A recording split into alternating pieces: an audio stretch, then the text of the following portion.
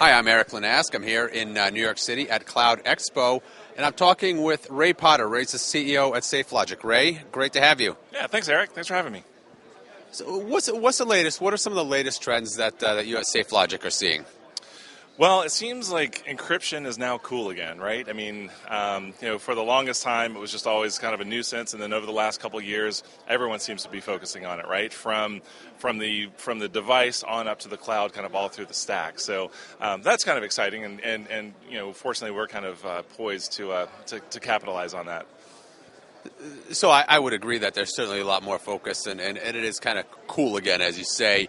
What's driven that coolness? I mean, certainly there's a lot of attention and focus in the media around some of the high-profile breaches and hacks and things like that. Has that driven it?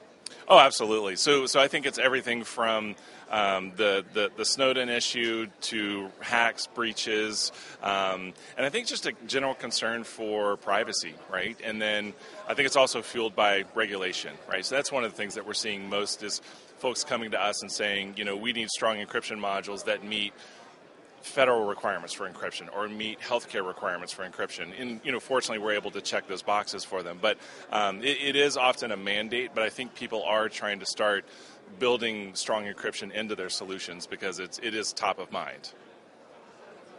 Typically, does somebody come to you before or after they've experienced an issue? A bit of both.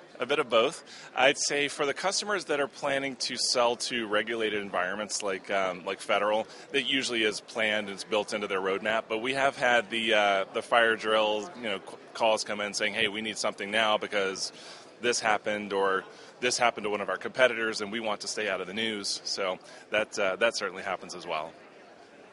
And I think it's safe to say we're seeing a lot more interest from government agencies and much more movement around the cloud services that they're using. So I guess it naturally follows then that you'd be seeing a lot more interest from providers looking to sell into the government space. Oh, absolutely, and actually, with the federal's move to cloud, so they've initiated a program called FedRAMP, right, which is basically accrediting cloud service providers that are serving government, and we've seen a lot of traction with that. Actually, a lot of good innovation and people building some really neat solutions. What changes when you're working with somebody who's selling into the government space? I think the largest change is meeting the regulatory compliance requirements, right? Because it's not just a check mark. I mean, it's a lot of documentation, a lot of process, a lot of third-party testing, and those things take time, right? So I think one of the biggest challenges that we face or that our customers present to us is they've got a very fast-moving development cycle. Let's say it's for mobile or something like that, right? Well, development timelines for mobile applications or even cloud applications with almost continual deployment don't really meet with these 12 to 14 month certification programs, right? You just can't align the time. So I think that's been one of the biggest challenges. Fortunately, we provide an out-of-the-box solution that allows them to check that mark almost immediately. But I think that is one of the biggest headaches of going into one of these regulated environments. But for the most part, people know that and they accept it. How do you ensure that you're able to sort of keep up with the changes? Hackers are always trying to stay a step and a half ahead of encryption and security companies. How do you make sure that you can at least try to keep pace? Sure. Well, I think one thing is making sure that we always test and develop on latest platforms, right? So as new versions of iOS come out, new environments like for 64-bit Android or something like that, we're always making sure that we're building encryption modules to meet those environment requirements. But I think one of the things to remember is that security and encryption is really only one piece of an overall security posture, right? So while we might be able to protect the data, if someone else breaches the access control systems, then they're going to get access to that data anyway. But we do provide that kind of layer of defense for the data itself, both at rest and in transit. Are there specific trends going forward that you see playing a much more significant role than they have in the past in terms of what you need to do and, more importantly, what your customers need to do? Sure. So I think one of the trends that we're seeing is a lot more of interest in the wearable markets and connected devices and things like that, right? I mean, everyone's talking about IoT, which happens to play into cloud as well. That's certainly an upcoming trend. It's quite open and almost somewhat nebulous, right? There's no single cloud security answer, right? It's all kind of dependent upon the solution.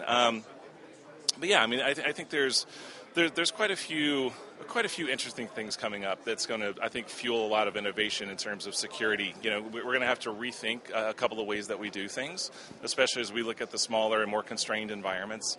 But it's going to be, I think it's going to be a very interesting time. So when you talk about a market such as wearables, there are countless startups popping up left and right all over the place. Is it going to take some kind of a significant security breach for all those startups to really realize, take a step back and let's really consider what we're doing security-wise?